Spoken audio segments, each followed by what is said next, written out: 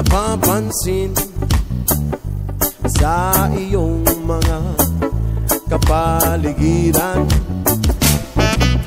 Kay dumi na ng hangin, pati na ang mga ilog natin. Hindi na masama ang pagpunta at malayong-layo na rin ang ating narating.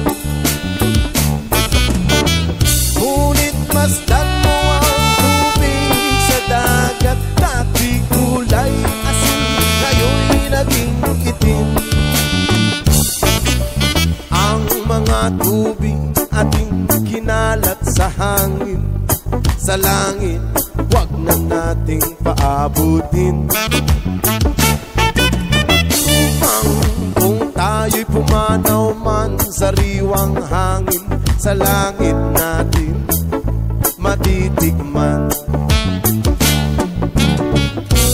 Mayroon lang akong hinihiling sa aking pagpanaw, sana ay tagulan.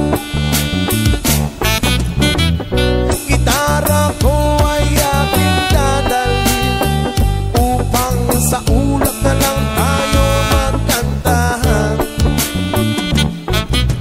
Ang mga bata ngayon lang isinilang, may hangin pa kayang matitikman.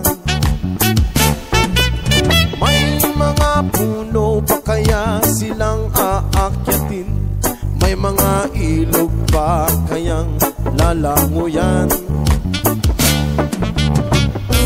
Bakit di natin pag-isipan ang nangyayari sa ating kapaligiran? Hindi na masama ang pagpunlad kung hindi nakakasira ng kalikasan.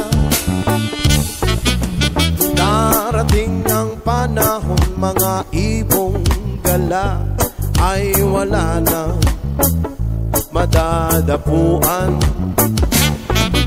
Umasdan mo ang mga punong dati ay kay tatag, ngayon ay namamatay dahil sa ating kalokohan.